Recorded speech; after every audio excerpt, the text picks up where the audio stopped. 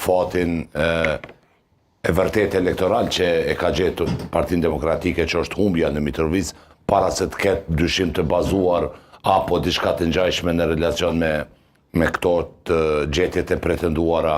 në këtë aspekt. Tash nëse shkojna në minimumin e minimumit edhe në situata të këtilla, një varg institucionesh janë aktive, nuk dua gjykoj që ka konflikte të qëllimshme të interesit me ata prokuror që i kanë ngratë asamblejistët PDK, se tani me këtë prokurorin që u vërtetu që se pas ka shti qikën punë për kundrazi, qikën e ka, do në thotë, ankesën si ja kanë shyrtu Ministria Bujqësisë. Këto i shumë më shumë si insinuata dhe polarizim për të panevojshëm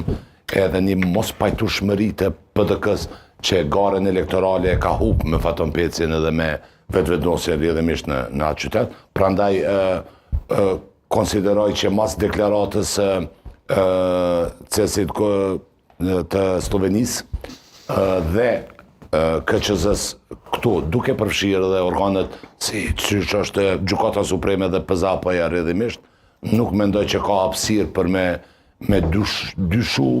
për një tren bullgar në këtë aspekt, në qoftë se ka, e që janë konsideroj gjasat minimale, pa përjashtu mundësin që ka personat e papërgjeshëm, që mund të ketë personat e papërgjeshëm, edhe që mundohen të prishin integritetin dhe ato që ka quajmë proces fair dhe demokratik zgjedhor, ku zoni qytetarit njihet edhe nuk manipulohet,